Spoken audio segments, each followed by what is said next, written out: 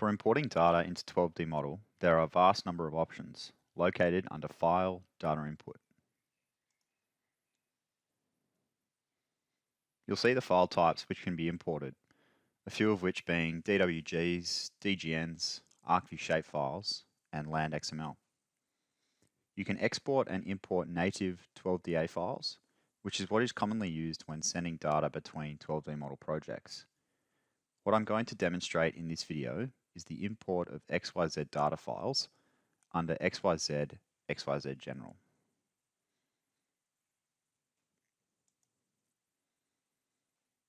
Under the Files tab and File to Read, I'm going to select a data file from my working folder. And then select the folder icon and open to view the file.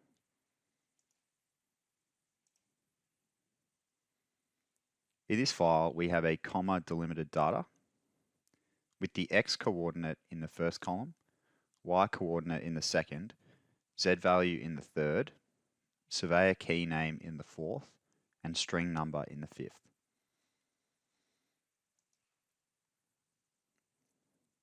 Under the Basic tab,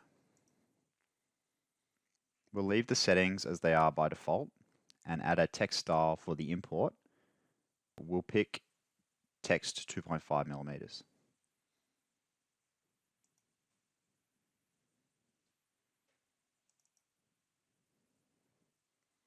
In the default model for data field, later in this process we will define a map file, so we will specify a model which will contain any data which does not map to any model specified in the map file.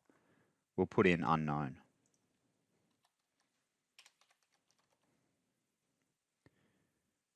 We can also automatically add the data imported to a view in the Add to View field, though we will leave this blank. Under the Format tab, this is where we will map or tell 12D what format the data is in and what data is in the file we're importing. So under Delimiter, I'll select comma. And under Information Type in row 1, I'll select X coordinate, which corresponds to column 1.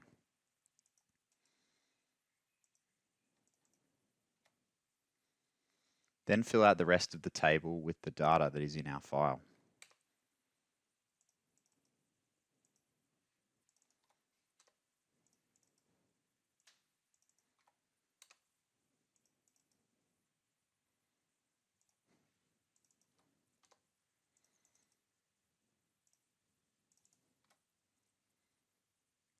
If we want to map certain data from the file to attributes rather than to properties, we can use the table here, which uses the same methodology as the other table, except we additionally specify an attribute name and type.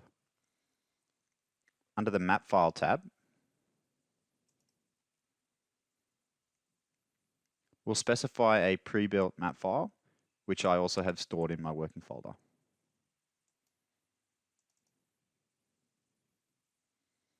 And select the folder icon and open to view the map file.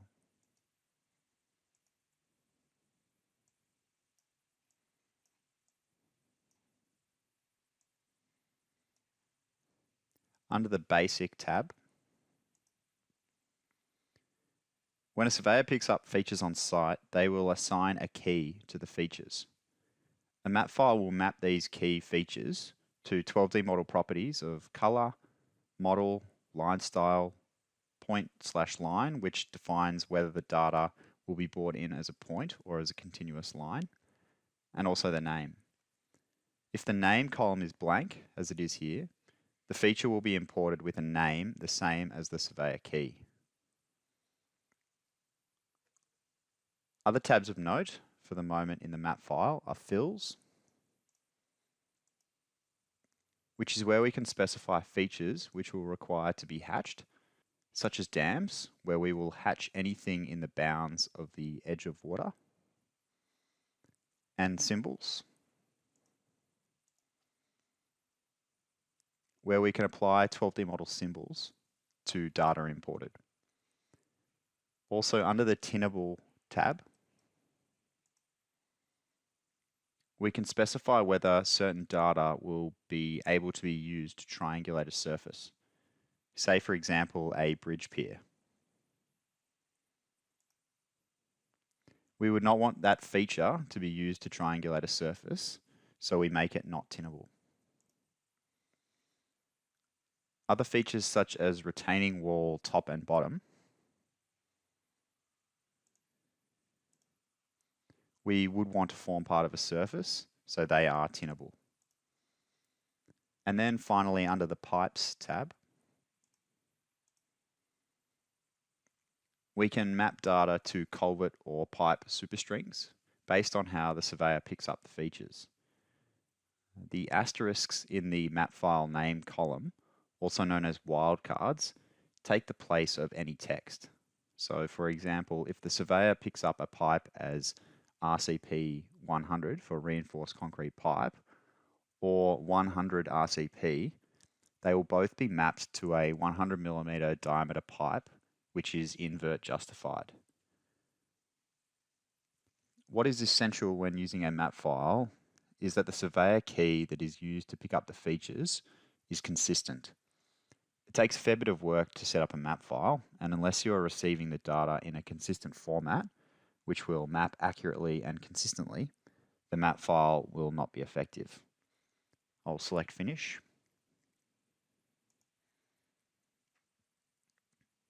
And under the pre-postfix for models field, I'll type survey in lowercase,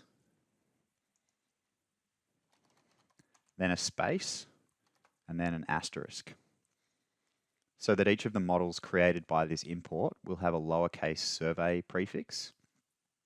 So we will be easily able to identify them in our model list. Under the Fencing tab and Fence Mode field, we can fence the import of data to be all combinations of inside, outside, and crossing a specific polygon string. We are going to import all data, so not apply any fencing. So we'll leave these fields blank. Now that we have filled out this panel as required, we can save the data in the panel in a parameter file, so that if we need to do an import of this type again, we can just read in the parameter file and all the fields will populate. I'll name the parameter file training and select the right pencil icon, which will write the file to my working folder.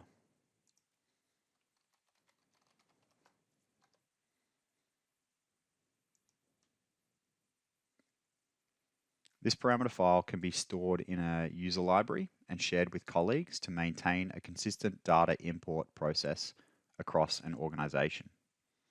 Select Read to import the data.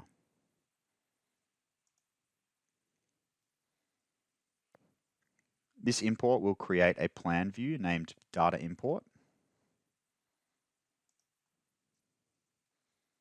If one does not already exist with that name, and all the data just imported will be added to the view. It's good practice to not conduct any tasks in the data import view, because if you were to import any data further down the line, all data will be removed from this view and the imported data added. So really you should just use this view as viewing imported data to make sure that what has been imported is what you were expecting. So in the survey plan view that I have open here, I'll add on all the models which have the survey prefix.